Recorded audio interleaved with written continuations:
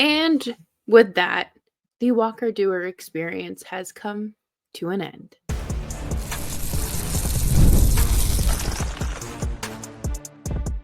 You're Locked On Flames, your daily podcast on the Calgary Flames. Part of the Locked On Podcast Network, your team every day. Hello, everybody, and welcome to today's episode of Locked On Flames. As always, I am your host, Jess Belmosto, and thank you so much for joining me today. Today, we are going to talk about the latest roster updates, Buffalo coming to town this evening, and of course, players to watch tonight. Make sure you're subscribed to Locked On Flames wherever you get your podcasts, as well as YouTube. We are here for you Monday through Friday, 5 days a week, your team every day. And let's dive right into it. Yesterday, Jonathan Huberdeau did not skate at practice because he was just taking the maintenance day, and Rooney slotted in on the top line, and Twitter had very normal reactions to that. But then they placed Walker Duehr on waivers, and he was claimed this afternoon by San Jose. Thank you, Walker Duehr, for your 84 games of service with the Calgary Flames over 4 years. Very sorry that it didn't work out here, but I hope San Jose is a lot nicer for you. So with that, the Flames now have 12 forwards on the active roster, and Rooney goes back to the fourth line. Huberdeau goes back to the top line. So it's okay. It'll be all good. There were talks of Rory Kerins playing center potentially tonight, which made potentially more sense that Kevin Rooney would be a scratch, but they're going to stick with him on the wing tonight.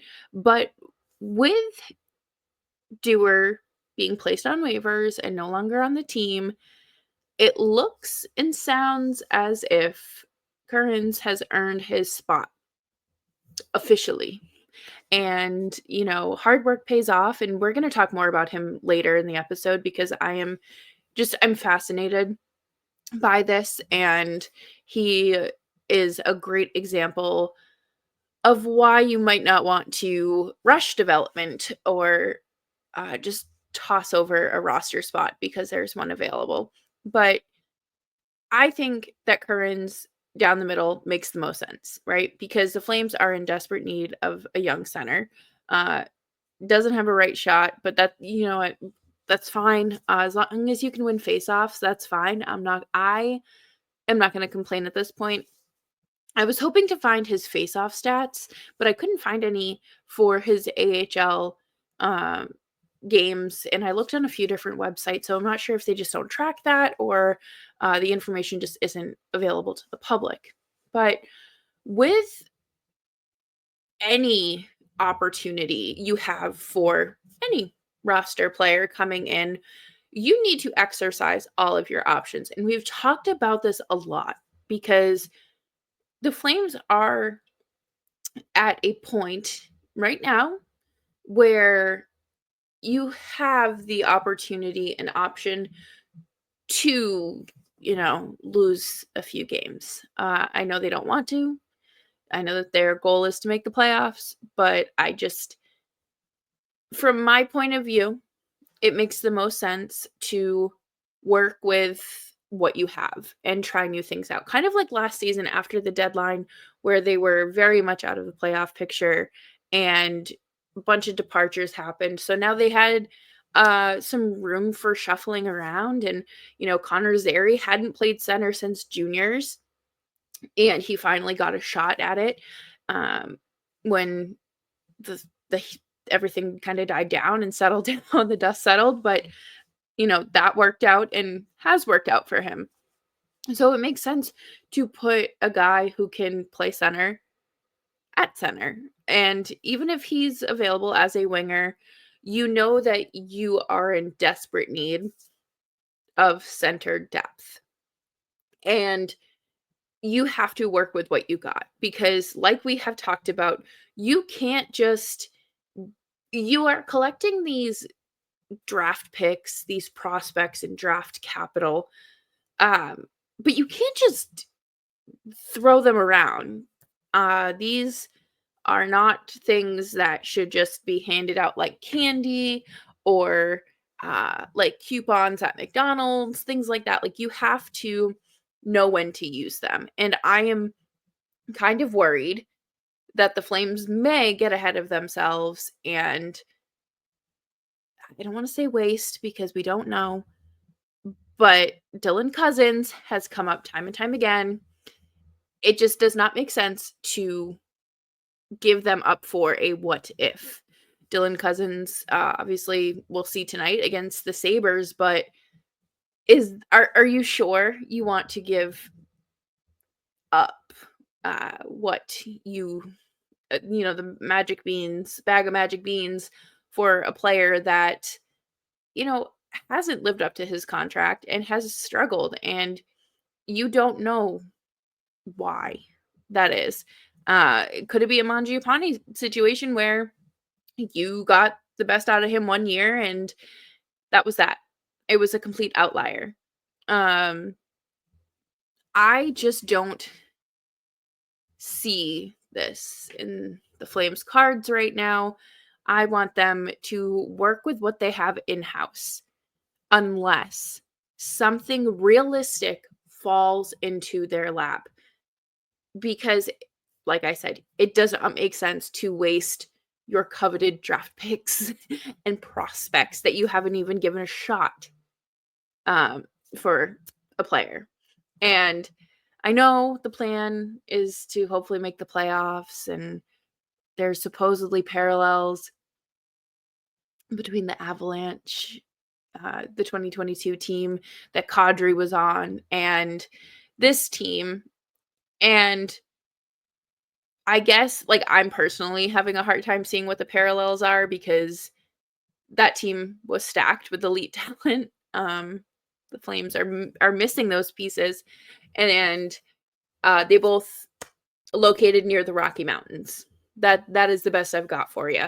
But I, I want the Flames to do whatever they can, use their resources that they have, and play around.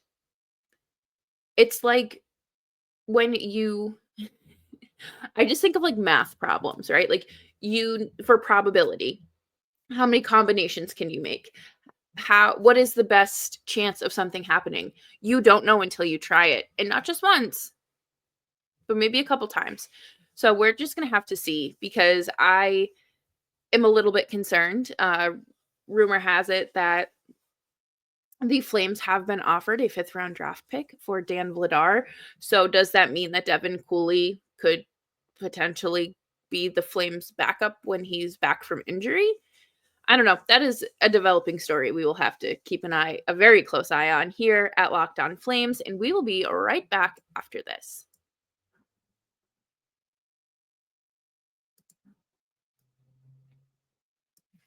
From the first whistle to the final drive, FanDuel makes the NFL playoffs even more exciting.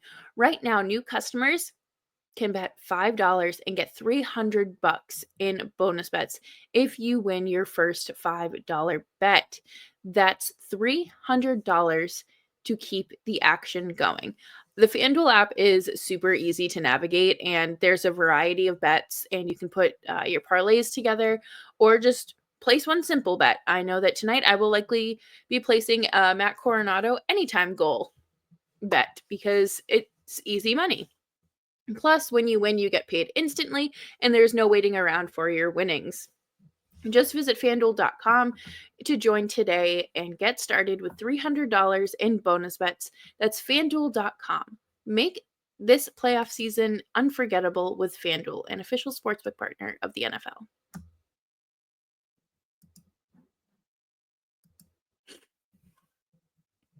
Thanks, everyone, for hanging out with me today on Locked On Flames. Make sure you are subscribed wherever you get your podcasts, as well as YouTube. We're here for you Monday through Friday, 5 days a week, your Calgary Flames every day. And boy, oh boy, I knew things were bad in Buffalo, but I did not know they were this bad. 14, 24, and 5. I don't really know what to say about this because I kind of expected them to be better than the Flames this year. I feel like they had kind of gotten their goaltending under control. I thought UPL was enough for them, and then Devin Levi. But it feels like it's just still not going well in Buffalo in terms of their rebuild, and have cemented themselves in last place in the Eastern Conference, which is that's impressive. I know people look to Buffalo when we discuss rebuilding, but they're the blueprint of what not to do. And if other general managers can't see that, then I don't know what to tell you. I thought that they would be on a similar timeline as Ottawa or even Detroit, but they have just their tires are just turning in the mud, and there's no traction being gained. But Tage Thompson is their leading point scorer with 38 points in 41 games. Tage Thompson's a great player. For him to come back in the Eichel trade, I think I don't think there was ever a world where Buffalo was going to win that trade, but it does kind of soften the blow a little bit. Their defense is questionable. It's something. I don't really know what to call it other than a disappointment. Year after year after year, Buffalo fans get themselves excited thinking, okay, we made these moves. It's time. Like, we're ready to take that leap. And it's like it's like the cartoon that like runs into a brick wall. And there's just it stinks because you don't want your team being bad, but could you imagine watching your team do this night after night after night after night? Not just for like 2 or 3 years, or like the Sharks, but for like a 12-year span. I would go nuts. So congratulations. Go listen to Locked On Sabres as well, because Joe does a great job over there. But for me, when looking at the Sabres, I see a team that made moves prematurely and ultimately continued to set them back. Or they tried to make the jump when there was nothing to jump to. Obviously, losing Jack Eichel is huge.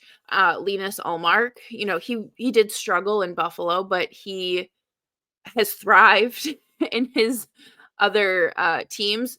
So I think that this is quite literally just a Buffalo problem. I guess what I'm trying to say is that the Buffalo Sabres are bad. And you can't be just hung up on them being bad to be against a rebuild. That's all I'm saying. But I still don't think it's necessarily worth giving up coveted assets potentially for Dylan Cozens. He scored the other night against Vancouver. That's great. Do I think tonight will be kind of like a scouting situation? Of course. I think that every night is a scouting situation for the Flames, but it is a matter of them pulling the trigger. And I don't know if this is the time to do that or the one target that they need to hit. And speaking of like making premature moves, I think investing in a center right now is silly. He does have term on his contract, obviously, and they're not looking for rentals necessarily, but this just doesn't feel like the one. And the Flames would have to give up a lot to get him because Buffalo wouldn't just let him go for nothing. And the Flames just aren't in a position where they need to be doing that. Does Dustin Wolf's success kind of accelerate the rebuild? Yeah, it's looking like it. But you cannot just put all of your stock into one season and 25 starts. I think that would be a little silly to do, short-sighted, which I feel like the Flames have done in the past. And they need to learn from that and move on. We experienced that for 10 years. I think we can just wash our hands of short-sightedness and really focus on the bigger picture. And the bigger picture isn't the playoffs in April. It is building a team that is competitive for a long time or consistently in the playoff mix, not just, oh, here they are, second wild card spot. That doesn't do you any good.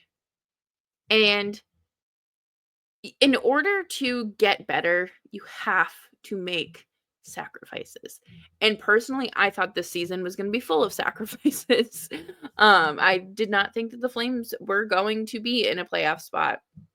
And I feel like the Flames were supposed to be floating around with Buffalo and San Jose. And even Columbus. I didn't expect Columbus to be good this season, but they're also in a playoff spot potentially. So everything is circumstantial right now, and I don't necessarily see the Flames pulling the trigger unless something very good and, you know, falls into their lap. It would be dumb to make any sort of move for short-term success. I just don't see it. You don't have that top scoring. What happens if Zari's out longer? Okay? Like, what are you gonna do? It makes you think what the plan is, but I still don't know if we have a plan. Or if the plan has changed. Did we switch to a different book? But coming up next, we're going to talk about the players to watch tonight for the Calgary Flames in tonight's matchup against the Buffalo Sabres.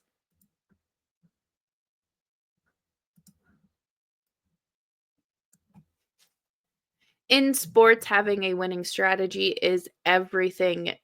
It's how the best teams make it to the Super Bowl, the Stanley Cup, the World Series, and the Olympics. The same goes for life. Having a strategy, like life insurance from Select Quote, can protect your financial legacy and keep your family's future secure. Select Quote makes it easy to find the perfect life insurance policy. As one of America's leading insurance brokers with nearly 40 years of experience, they have helped over 2 million customers find $700 billion in coverage since 1985. What sets Select Quote apart is their personal touch. Unlike other brokers that offer of one-size-fits-all policies, unlike other brokers that offer one-size-fits-all policies, their licensed agents tailor coverage to your unique needs. Get the right life insurance for you for less at selectquote.com/lockedonnhl. Go to selectquote.com/lockedonnhl today to get started. That's selectquote.com/lockedonnhl. Select Quote. They shop, you save.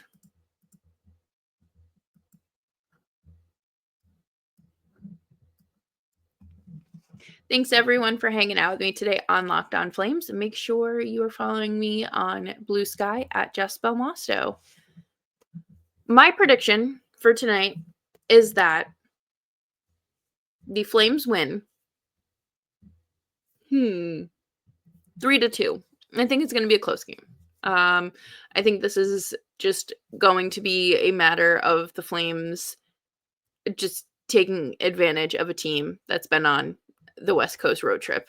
I think it's going to be that. I don't know if this necessarily speaks to their level of compatibility and competitiveness, but it just feels like this is going to be the case. But My players to watch tonight, of course, Matthew Coronato. Matt Coronato has 11 goals on the season, and that is 8 more than he had in 34 games last year. So we'll take it.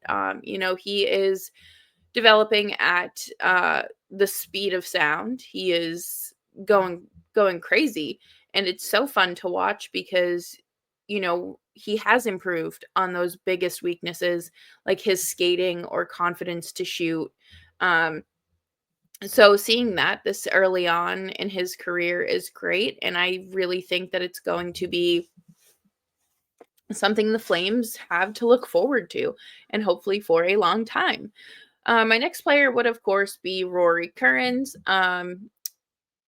I he in today's practice lines, he was on the wing, so he's not on the center. They have Sharon Govich centering that line, which okay. I guess is like that makes sense due to the shots. But for me, I want to see him score a goal.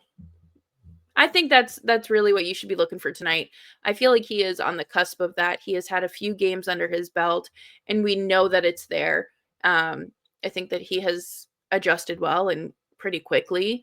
So I feel like tonight you're going to see something good from him, and I would I would not put it past Ryan Huska to shake things up so he is at center at some point in the game.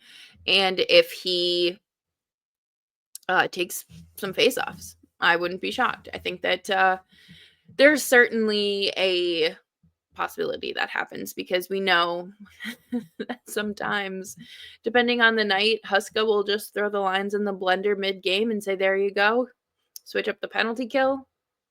I don't know. You never know. You truly never know. And I I I really want to talk about Rory Kerins for a second because he was obviously doing very well in the AHL. And he didn't get a single look at the Flames or any in-game looks by the Flames during the preseason, which didn't make sense to a lot of people, including myself, because he had a great campaign last year and the Flames needed a center and have needed centers for a very long time. So it kind of made a lot of people scratch their heads as to why they wouldn't just give him one preseason game, and made no sense to anyone. And he goes on a tear in the AHL, led the league in scoring. Dryden Hunt now leads the Flames, leads the Wranglers in scoring, but it is just a good story of homegrown talent just needing to not prematurely rushing these talents, because what if they put Kerins in and he didn't have a good start to the season with the Flames and he had to be put on waivers, or he didn't have the chance to get those scoring opportunities under his belt? What happens if you don't have that foundation and momentum to build off of? I think that there was a reason for it. You have to just wait to see how things go, and wait for the right moment. And it did make sense with Zary getting injured, especially where he is out indefinitely. You have the opportunity to kind of start molding Rory Kerins as an NHL player, and it's off to a good start, and I would like to see more of this. I'm looking forward to see how he does tonight, and if he can find the back of the net. And of course, my third player to watch is, of course, Dustin Wolf. I am going to assume he's the one that's starting tonight, based on what it looks like at morning skate. But I watch how he tracks the puck and his technique. and his physical form. Because for me, it is wildly impressive that he can track the puck as well as he can with so much traffic in front of him. I don't know. I mean, granted, it's not right in front of me, but it's on TV, and I'm like, where is the puck? 1 second it's over here, the next it's not. And especially when there's scrambles, I think he does a really good job, which is definitely an improvement from last season. So, you know, that 917 save percentage speaks for itself. 11 goals saved above expected. This is not the Dustin Wolf we expected to get in his rookie campaign, and could we see him win the Calder or even the Vezina? I think there's a real possibility for either option. But that'll do it for me here on today's episode of Locked On Flames. Thank you all so much for hanging out with me. I hope you have a great rest of your day. And, best of luck to Walker Duehr in San Jose. And go Flames go. Make sure you're subscribed wherever you get your podcasts, as well as YouTube. We're here for you Monday through Friday, 5 days a week. And share the podcast with your friends. Bye-bye.